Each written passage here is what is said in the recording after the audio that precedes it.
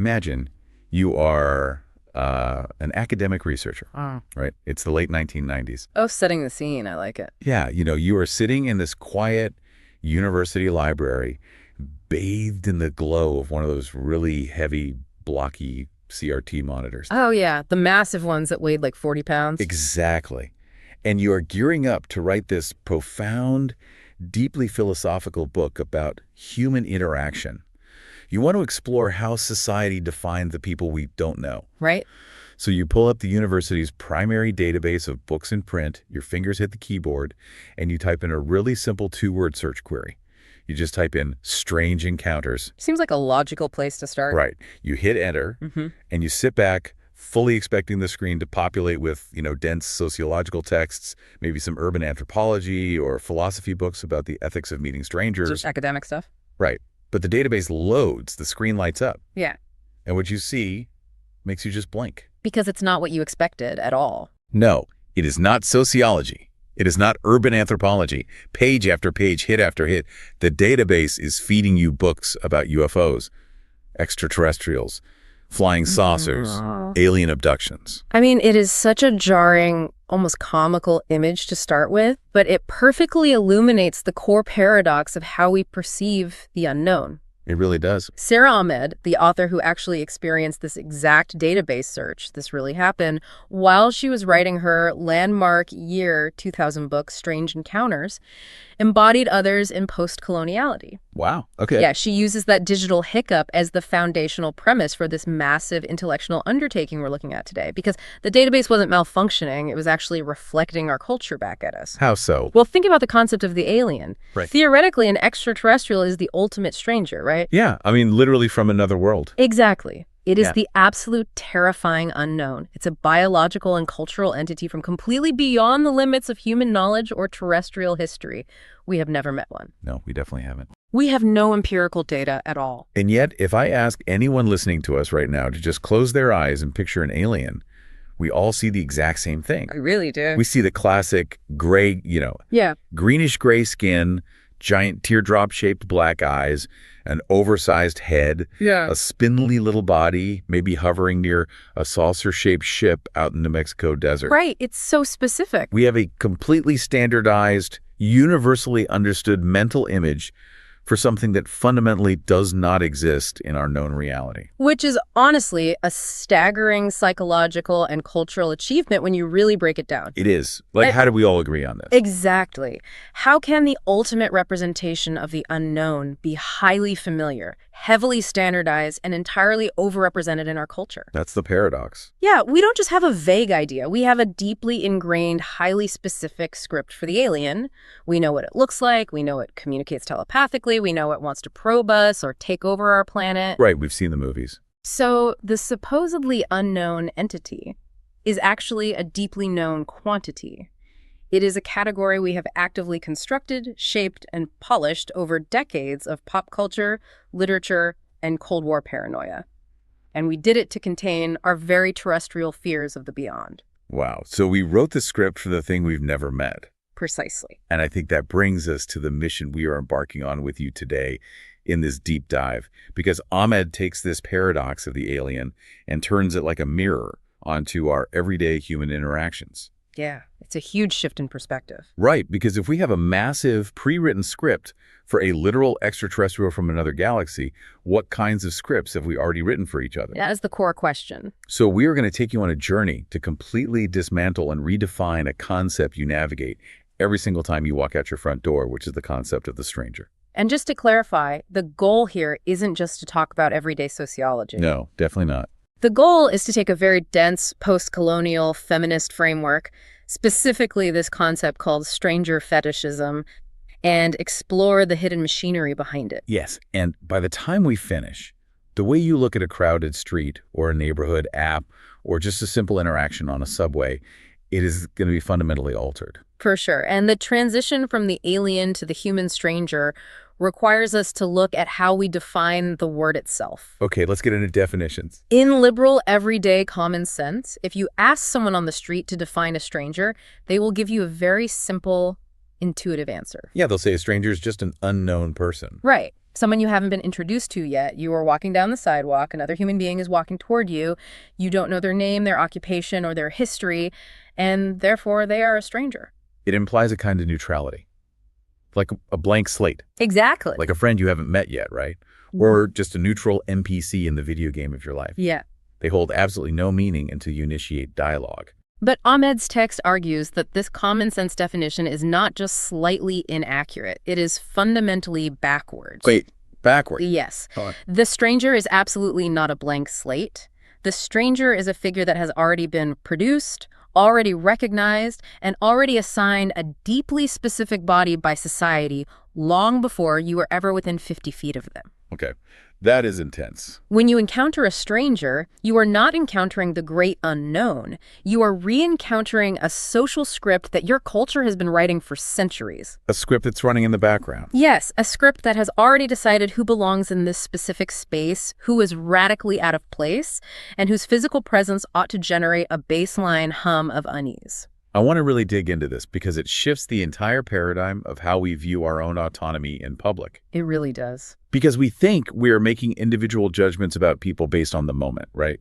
We think we're being objective. But this theory says we are essentially just reading lines from a teleprompter. Wow.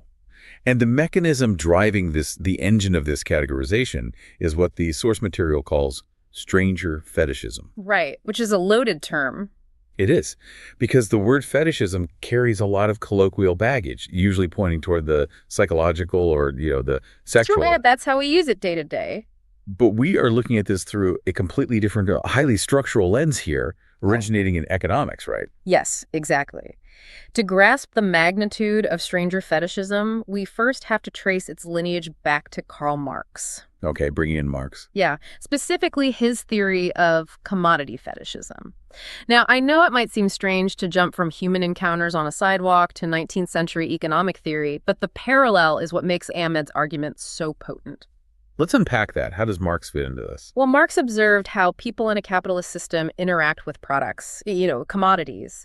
When you look at a product on a shelf, the economic system trains you to treat that object as if its value is an inherent, almost magical property of the object itself. Like, you see a pair of shoes and you perceive its worth, its desirability, as emanating directly from the leather and the laces. Okay, let's bring this into the 21st century for everyone listening. Picture a brand new, top-of-the-line smartphone resting on a pristine white table in a brightly lit retail store. Perfect example. When you look at that phone, your brain immediately registers value, right? Sleekness, modernity. It feels like the phone just magically materialized on that table, inherently possessing $1,000 worth of value. Yes, it just exists as this perfect object. But what your brain actively deletes, what the fetishism successfully hides, is the staggering, sprawling web of human labor and geopolitical power that actually created it. Exactly, all the invisible work. You don't see the miners extracting cobalt under grueling conditions in the Democratic Republic of Congo. You don't see the factory workers assembling the microchips during 12-hour shifts. You don't see the massive carbon-heavy shipping logistics traversing the oceans. Right, none of that is visible on the shiny white table. The object appears to have a life of its own, completely divorced from the human struggle, the labor exploitation, and the historical supply chains that actually breathed life into it. And the brilliance of Ahmed's work is taking that exact mechanism of economic erasure and applying it to human bodies. So replacing the phone with a person. Yes. What commodity fetishism does to a smartphone, stranger fetishism does to a person. We look at someone on the street and we just see stranger. We just see the label. We perceive their strangeness, their difference, or their threat level as if it is an inherent biological property of their physical body. We treat them as a prepackaged figure that just magically appeared in our field of vision, holding an intrinsic value or anti-value. Man, that is so. We look at a person and think, oh, they are naturally suspicious or they are naturally exotic. Exact. Completely ignoring the invisible, crushing machinery of history, class disparity, colonial legacy, and systemic racism that specifically painted them with that label and placed them in that neighborhood in the first place. Yes, we cut the figure of the stranger completely off from the history of how they got that label. So just to summarize this first major concept for you listening, stranger fetishism is our societal tendency to treat the stranger as a pre-existing threat or this exotic figure with a life of its own. Right. And by doing that, we hide the complex social scripts and power relations that actually produced their strangeness. By doing so, society successfully hides the labor it takes to categorize humanity. And the text makes a crucial point that this fetishization happens across the entire political spectrum. Oh, really? Both sides? Yes. It happens in deeply conservative discourses where the stranger is violently expelled, viewed as an inherent criminal or a border-crossing threat. But it also happens in seemingly liberal discourses where the stranger is warmly welcomed to celebrate diversity. Okay, wait. I want to talk about that liberal welcoming part later because that sounds really complicated. We definitely will. But in both scenarios, the person is treated as a pre-existing figure of difference. They are assumed to have a life of their own outside of the social forces that categorize them as different from the societal default to begin with. It's the erasure of the system. But I feel like we have to pause here and really pressure test this idea. Go for it. Let's hear the critique. Because I can hear the counterargument forming already. Yeah. If we borrow an economic framework from Marx, a framework designed to explain inanimate objects like shoes and phones, and map it onto living, breathing human beings, aren't we risking a massive oversimplification? That is a very valid concern. Right, because does treating a person's lived experience of marginalization as a commodity or a structural effect erase their humanity all over again? Like, right. If a person is subjected to a terrifying racist encounter on the street, that isn't just an abstract economic metaphor for them. No, absolutely not. It is a deeply traumatizing, visceral reality. If we say the stranger is just an illusion created by social scripts, do we accidentally dismiss the real pain of the people who are forced to wear that label? This is exactly what the critical review of Ahmed's text grapples with. It is a profound philosophical tension. Okay, so the critics brought this up. Yes. It is the friction between structural Marxism, which tends to view everything as macro-level economic forces, positioning chess pieces on a board, and phenomenology. Phenomenology being? The study of conscious, lived, bodily experience. So the question is, how do you reconcile a massive, invisible societal structure with the immediate pounding heart of a person being profiled? Right. How does Ahmed handle that? Well, Ahmed navigates this by pulling from post-structuralist thought. She vehemently refuses to treat this fetishism as a simple false appearance. Okay, so it isn't like a pair of magic glasses. You can't just take off the glasses, look at the stranger, and say, I see the real you underneath the social script. Everything is fine now. Precisely. You can't just take off the glasses because the illusion has materialized into concrete reality. The text argues that stranger fetishism is a real appearance that actively shapes the physical world. A real appearance. I like that phrasing. Yeah, the social script might be an invented construct, but once society adopts it, it dictates real spatial boundaries. It regulates who can get a mortgage in which neighborhood. Oh, right. It determines whose presence on a street corner is read as a threat and who is ignored.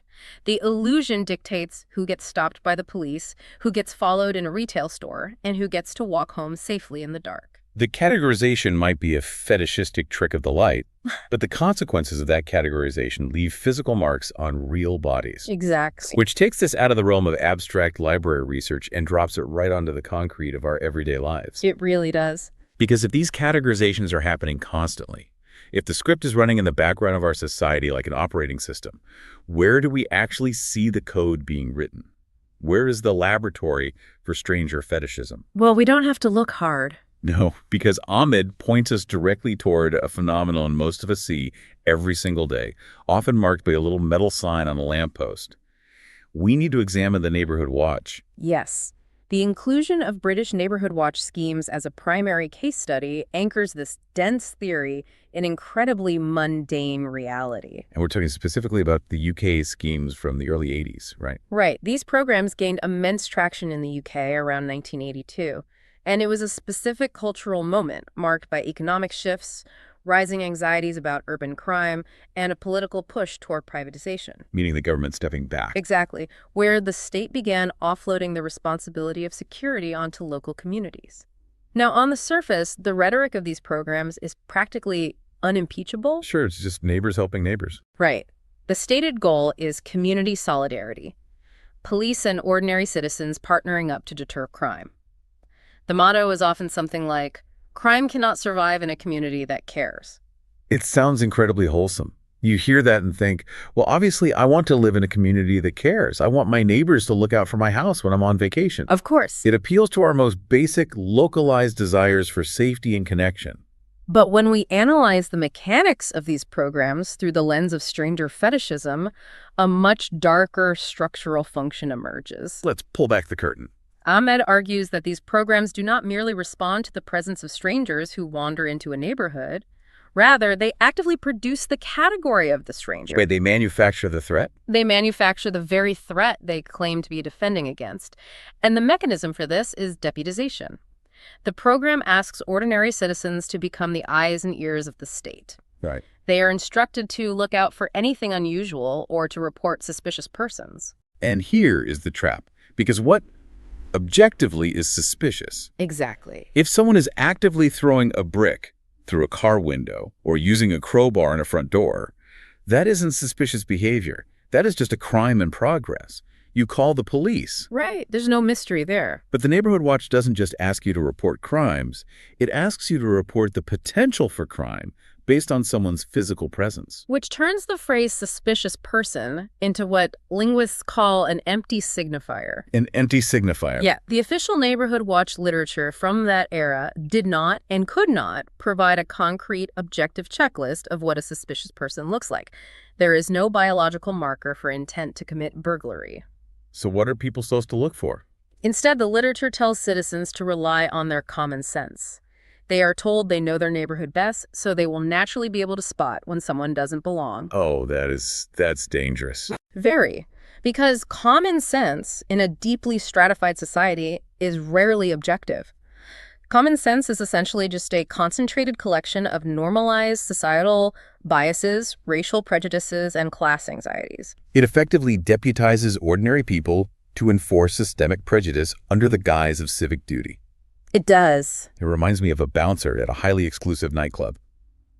The bouncer isn't usually enforcing a strict written penal code. They aren't arresting people for crimes. No, they're just managing the door. Right. They are just standing at the velvet rope, looking at a line of people and saying, you fit the vibe, you can go in. You don't fit the vibe, step aside. Yes. It is highly subjective, it's aesthetic, and entirely based on maintaining the purity and exclusivity of the space inside the club. The Neighborhood Watch turns homeowners into bouncers for their own streets, judging people's vibe based on incredibly loaded social scripts. That's a great analogy. And the inevitable outcome of this empty signifier is that it gets filled by marginalized bodies. Of course it does. The people who are culturally coded as unusual, out of place, or lacking a good reason to be here, regardless of their actual conduct, are overwhelmingly those who are racialized as non-white or classed as poor. Because they don't fit the common sense image of a suburban homeowner. Right. The text illustrates how the neighborhood is psychologically and physically produced as a purified space through the ongoing daily surveillance and expulsion of those whose bodies are read as contaminants. It is boundary maintenance disguised as crime prevention. So to summarize this section for you, Neighborhood Watch programs function by defining a community through what it excludes. They construct the figure of the stranger to purify the neighborhood, labeling certain bodies as inherent threats to property and safety. Beautifully summarized. And Ahmed makes a really stark linguistic contrast in the text here, separating the people on the street into two distinct archetypes. Right, the good citizen and the loitering stranger. Exactly. The construction of these two figures is vital to understanding how the space operates. The good citizen is constructed as an inherently purposeful figure. They have a reason to be there. Yes. They are heroic, watchful, and defined by their defense of property and their protection of vulnerable bodies like women and children. When the good citizen walks down the street, they are walking with intent. They are walking the dog, they are going to the store, they are returning from work. And the stranger? The stranger, conversely, is defined by an absolute lack of legitimate economic or social purpose. They don't walk, they loiter, they shuffle, they linger. Just hanging around. Because they are not perceived to be engaging in the acceptable capital exchanges of the neighborhood, their mere physical presence is interpreted as a crime waiting to happen. Wow. The loitering stranger is not a person doing a specific action. They are a spatial violation simply by existing in that postcode. This analysis is incredibly sharp, especially considering Ahmed published this in the year 2000. It reads like a haunting premonition of the massive surge in racial profiling, stop-and-frisk policies, and the hyper-surveillance of the post-2001 world. It really was ahead of its time. It perfectly diagnoses the architecture of suburban paranoia. But again, we have to view this critically. We can't just accept the theory without testing its limits. Always. What's the critique? Well, does Ahmed's framework allow for any legitimate, localized community safety measures? Or does the theory inherently condemn all communal border drawing as exclusionary, racist, and fetishistic? That's the big question. Like, if a neighborhood experiences a rash of actual break-ins, and the neighbors start a group chat to keep an eye out for a specific vehicle that was caught on a doorbell camera, are they engaging in stranger fetishism?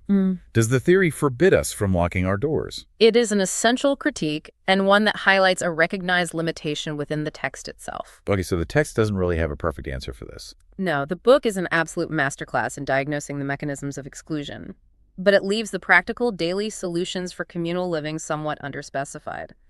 However, the critical consensus on this point suggests that Ahmed is not demanding a world without doors. Good to know. Right. Nor is she forbidding communities from protecting themselves from actual verifiable harm. What she is diagnosing is the operationalization of fear as a community building tool. Meaning the community isn't built on actually liking each other. Exactly. If a community's primary bond, the glue holding the neighbors together, is formed purely on the basis of a shared fear of an external threat, rather than genuine constructive internal bonds, then its safety measures will almost inevitably tip over into racial and class profiling. Because they need the threat to stay together. Yes. A community built on paranoia needs a constant supply of strangers to justify its own existence and cohesion. The critique doesn't demand you leave your bike unlocked on the sidewalk. It demands that we rigorously interrogate who we preemptively assume is coming down the street to steal it, and why our minds jump to that specific image. It forces us to examine the script we are projecting onto the empty street. That is so powerful. It is. But drawing boundaries, keeping the inside pure and pushing the outside away, it doesn't just happen at the macro level of neighborhood cul-de-sacs and neighborhood watch signs. It isn't just about property lines. No, it goes much deeper than that. The most intense defining boundaries happen at the most intimate, localized level imaginable. They happen at the boundary of our own skin, which takes us out of the suburbs and into the visceral reality of physical proximity. Right. How does an encounter with a stranger physically, biologically feel? To answer this, Ahmed transitions from the macro-sociological to the deeply phenomenological. She wants us to examine the absolute micro level of embodied human interaction. So zooming way in. Way in. And to ground this, she centers her analysis on a profoundly powerful and deeply uncomfortable anecdote from the iconic Black feminist writer and poet Audre Lorde. Okay, I know this story. Yeah, in her writing, Lorde recalls a highly specific memory from her childhood. She was a young Black girl riding the subway in New York City. The train is crowded, and she finds a seat next to a white woman. Now, in many narratives about mid-century racism, we might expect this to be a story about a verbal altercation. We might expect a slur, or a demand to move, or a blatant act of state-enforced segregation. But that isn't what happens here. No words are spoken at all. The entire encounter happens in silence, entirely through body language. As the young Audre Lorde sits down, the white woman beside her does not speak, but she subtly, deliberately, and unmistakably pulls her coat away. Wow. She physically withdraws her garment and her body, specifically to avoid any possibility of physical touch or brush with the Black child. This is a moment that requires us to really pause and visualize the scene. It is a physical recoil. It is the exact same biological mechanism your body uses when you accidentally put your hand on a hot stove. You flinch. Whoa. You pull back to protect yourself from tissue damage. Except here, in this subway car, there is no thermal heat. Not at all. The heat, the perceived danger causing the flinch, is entirely manufactured by a social script of racism. By pulling her coat away, the white woman is essentially taking a thick, invisible marker, drawing a hard circle around her own body and communicating, "My space is clean, pure, and safe. Your space, your body is dirty and contaminating." That's exactly it. The stranger, the terrifying, contaminated other, is quite literally manufactured in the split second of that physical flinch. Ahmed categorizes this as a tactile encounter.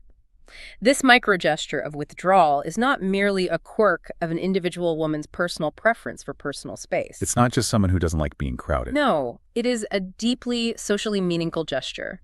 It is the physical reinscription of a historical, racialized boundary between human bodies.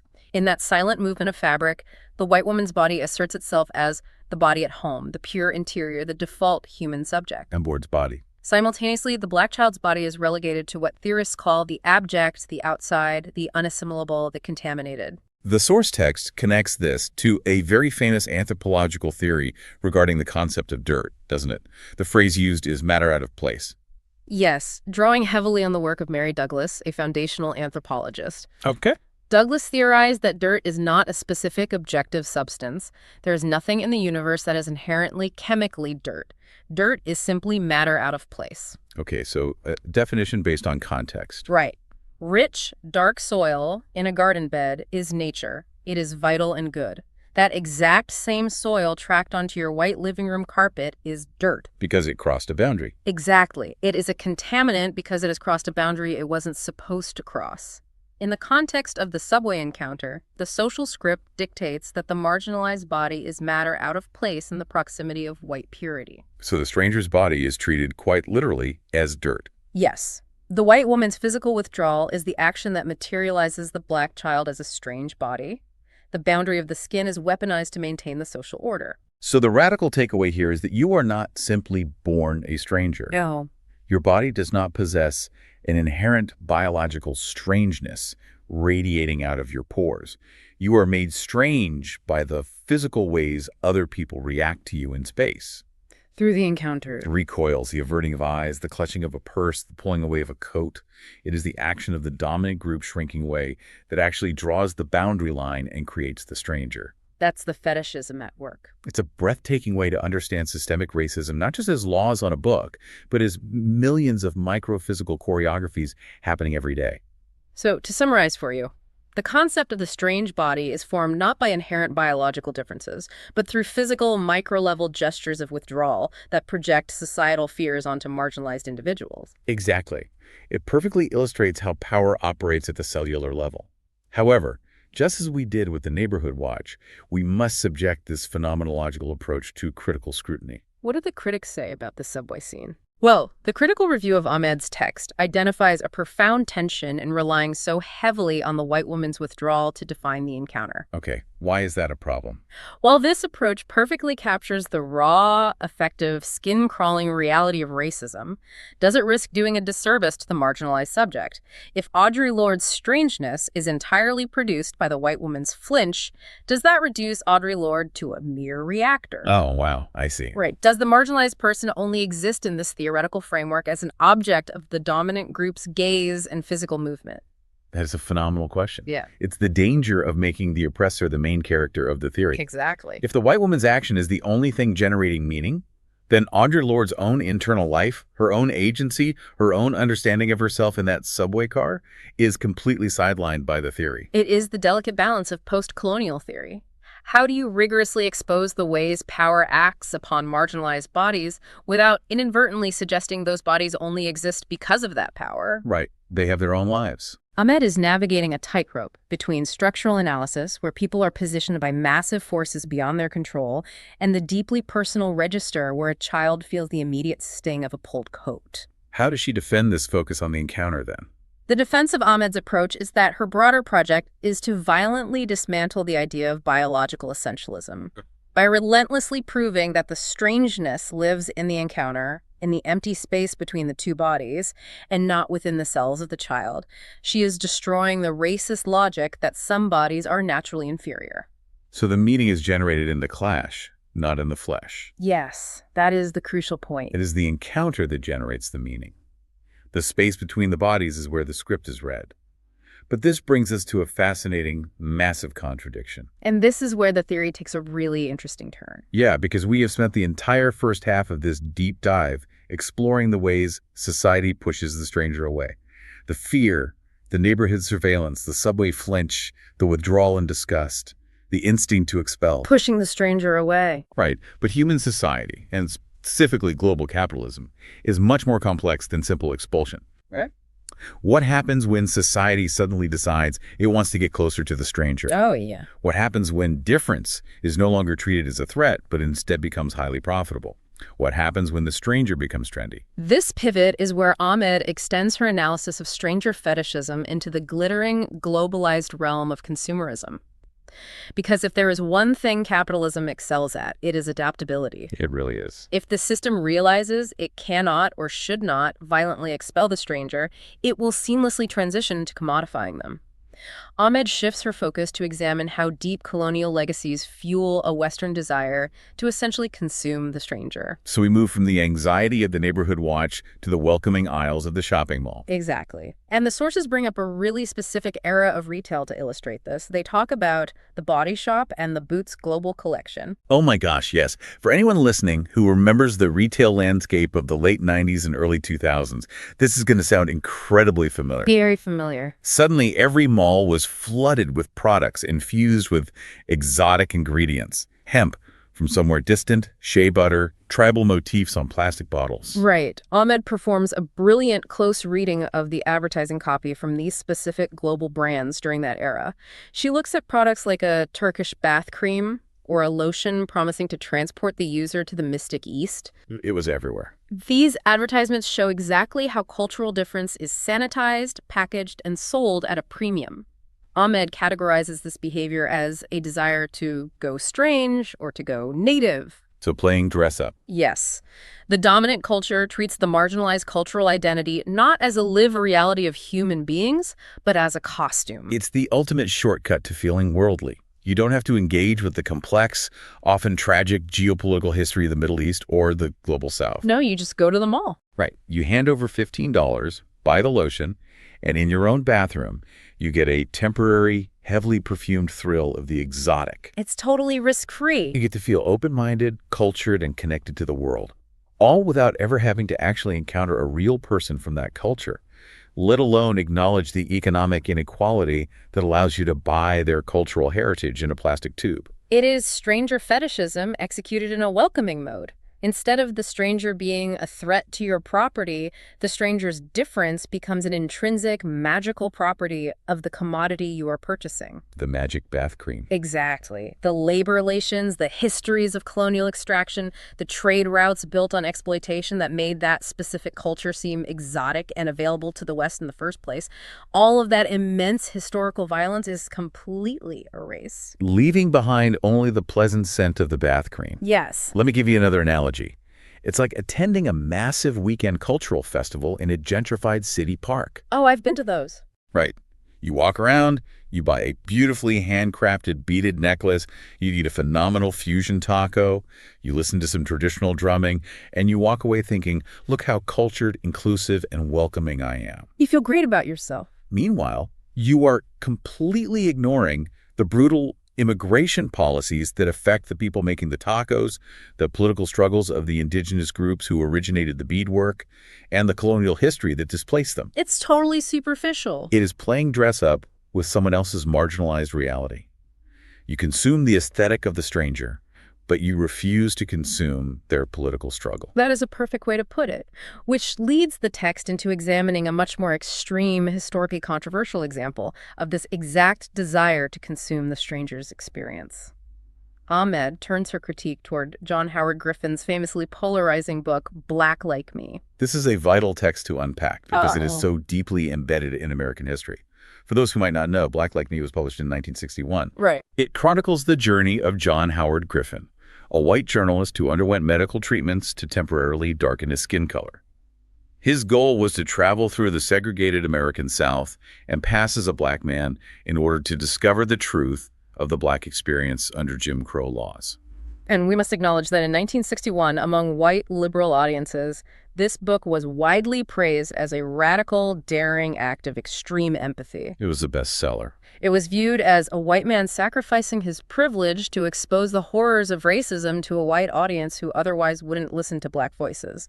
However, Ahmed views the project through the lens of stranger fetishism, and she unpacks the deep structural arrogance underlying the entire premise. Because the premise inherently assumes that blackness, or the experience of being the marginalized stranger, is something a white man can just put on like a winter coat. Exactly. Ahmed argues that Griffin's project assumes the stranger's identity is merely a prison of flesh. It operates on the logic that difference is just a superficial, physical exterior, a layer of pigment that the privileged, dominant white subject can simply step into, master, extract profound knowledge from, and then safely step out of when the experiment is over. So it can go back to being privileged. Right. It treats blackness not as a complex, lifelong, intergenerational lived reality, but as a highly knowable, consumable experience. And perhaps most damningly, it reinforces the deeply colonial idea that the dominant subject has the absolute right to access, penetrate, and consume every single space and experience on Earth. Like nothing is off limits to them. Yes. It implies that the black experience only attains true validity and objective truth once a white man has tried it on and reported back to other white people. Wow. It reduces a marginalized identity to a literal tourist destination for the privileged. It is the ultimate manifestation of the belief that the stranger has no interior life of their own, but exists merely as an educational tool for the dominant class. It really is. And the scary part is this desire to consume and manage difference isn't just limited to individual consumers buying lotion at the mall or a rogue journalist doing a stunt in the 60s. Ahmed argues this dynamic operates at the highest levels of government policy. She points the lens at state-sponsored multiculturalism. Right. Ahmed analyzes national multicultural policy documents, specifically looking at the Australian government's rhetoric from that era. State-sponsored multiculturalism is often presented as the ultimate triumph over racism. It sounds like a good thing. It is the government officially welcoming the stranger. But Ahmed argues that this welcome is highly conditional and deeply fetishistic. How so? The state welcomes the stranger, but only as a source of national enrichment. The multicultural nation imagines itself as a beautiful mosaic enriched by the food, the colorful dances, and the safe, manageable diversity of its immigrants. But there is a massive catch to this welcome. Yes, there is. The implicit, non-negotiable deal of state multiculturalism is, we will welcome your superficial differences, but only if you are fundamentally native underneath. Native underneath. Meaning the immigrant is welcome to bring their cuisine and their art, but they must absolutely conform to the core political, capitalist, and legal values of the dominant, usually white state. The stranger is welcomed not as an equal partner in defining the nation, but as an exotic garnish on the main dish of the dominant culture. It is a smiling mask placed over the same old fetishism.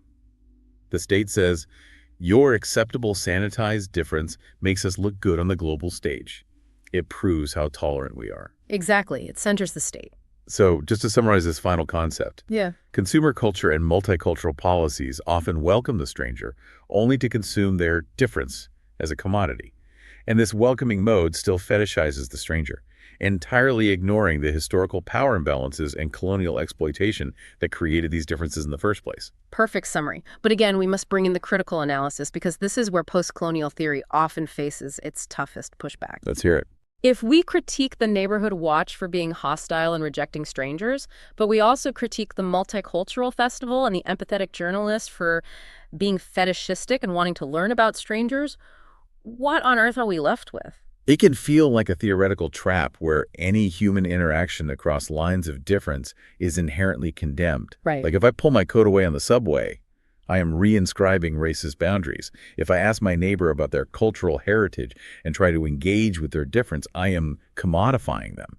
Is there a danger in this theory being so endlessly cynical that it paralyzes us? This is a major critique raised by prominent scholars like Ijaz Ahmad, who is frequently cited in reviews of post-colonial texts.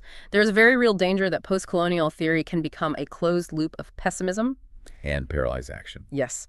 Ijaz Ahmad also points out a dangerous flip side. Sometimes this theory celebrates hybridity and fluid border crossing so enthusiastically that it plays right into the hands of global capitalism. Wait, how does it help capitalism? Yeah. Well, multinational corporations love the idea of a borderless hybrid world where everyone's identity is fluid. Because a fluid world without borders just means more markets to sell products in. Capitalism thrives on the breakdown of rigid traditions if it means opening a new franchise. It's the ultimate irony. Capitalism loves a borderless world when it comes to shipping goods and extracting data, even if it violently enforces borders when it comes to the movement of poor people. And to Sara Ahmed's immense credit, she recognizes this trap within her own work. She explicitly warns against celebrating nomadism or border crossing as inherently radical acts. Okay, good. She points out the glaring material difference between a wealthy Western tourist crossing a border to find themselves on a yoga retreat, and a stateless refugee crossing a border in the dead of night to survive violence. The physical action is the same, crossing a line on a map, but the power dynamics are universes apart. Exactly. However, the main limitation of the book, which critical reviews consistently point out, is that while it is an absolute masterpiece at diagnosing the problem of stranger fetishism in all its forms, it is somewhat underspecified on the solution. So it doesn't give us a manual. No, it leaves us with the agonizing question. How do we actually encounter people ethically in our daily lives if both rejecting them and embracing them are fraught with colonial baggage? And that is the multi-million-dollar question. How do we live together in a world built on these scripts? Which brings us out of the realm of theory, out of the library database, and directly back to you, the person listening to this deep dive. Yes, to the listener. We have taken you through dense Marxist economic theory, the paranoid origins of the British neighborhood watch, the heartbreaking silence of a subway encounter, and the exoticization of bath lotion. We have dismantled the alien. But why should you care about any of this? Why does this matter tomorrow morning? Why does it matter? It matters because you are not a passive observer in this system. You are an active participant every single day in the encounters that draw the lines between friend and stranger. You really are. Every time you navigate a public space, every time you choose where to sit on a train, every time you consume media that portrays an exotic location. Yeah. And certainly every time you scroll through those localized neighborhood safety apps on your phone, you are participating in the constant ongoing drawing of societal lines. The next time your phone buzzes with an alert from a neighborhood app about a suspicious person walking down your street, you now have the theoretical tools to stop and ask the hard questions. Right. Suspicious according to whom? Based on what objective criteria? Is someone actually in danger, or is the community actively producing the figure of a stranger just to make the insiders feel a twisted sense of security? And conversely, when you engage with other cultures, when you travel, or when you consume globalized products, you have to ask yourself, are you engaging with the complex, living historical reality of those human beings? Or are you simply consuming their difference as a commodity to enrich your own sense of self while ignoring the power dynamics that allow you to be the consumer? We want to leave you with a final provocative thought to mull over as you go about your day. It is a concept from the final chapters of Ahmed's work that we haven't touched on yet, but it perfectly encapsulates the immense difficulty of dismantling stranger fetishism, even when our intentions are pure. Yes. It is the concept of the global woman. In her concluding analysis, Ahmed turns her critical eye toward the realm of transnational feminism, specifically looking at documents from the massive 1995 UN Beijing Conference on Women. Right. In global activist spaces, there is often a powerful, well-meaning push to create a global sisterhood, a universal, unifying identity of the global woman who stands united across all borders against the forces of patriarchy. Which, on its face, sounds not just amazing, but politically necessary. Solidarity is how movements win. It is necessary. But Ahmed asks us to apply the harsh light of stranger fetishism even to our most cherished ideals of solidarity. She asks, does creating a universal, homogenized global sisterhood actually erase the highly specific, deeply unequal, and sometimes directly antagonistic encounters between women across the globe? Wait. Antagonistic. Yes. Does forcing a shared universal identity obscure the deeply uncomfortable reality that one woman, say, a wealthy Western feminist buying a T-shirt with a feminist slogan on it, might be structurally positioned as the direct economic exploiter, the stranger, and the oppressor to another woman? Like the underpaid factory worker in the global South who is forced to sew that exact T-shirt. Oh, wow. That is a staggering thought to end on. Even our most well-meaning progressive attempts at solidarity, our eager attempts to declare we are all one, we are all the same, can sometimes function as the ultimate fetishism. It can. By declaring everyone a friend, we hide the brutal economic machinery that made us different in the first place. If we claim we are all the same, we erase the history of how the stranger was made. We erase the power dynamic. Recognizing the stranger isn't about maintaining distance. It is about having the courage to recognize the massive, often violent historical processes that placed you and the stranger on that street corner together in those specific roles. And that brings us right back to where we started, staring at the CRT monitor in the library. The database search. The alien. We love the alien because it is easy. Very easy. It is green, it has big eyes, it lives in space, and it exists entirely outside of our messy, violent, complicated human history. It is deeply comforting to point a telescope at the night sky and say, there is the stranger, up there. But the reality is much harder. And much closer to home. The stranger isn't falling from the sky. The stranger is a script. And we are writing them and making them every single day right here on the ground in the split-second spaces between us. Pay attention to the space between you and the next person you pass. Thank you for taking this deep dive with us, and keep questioning the world around you.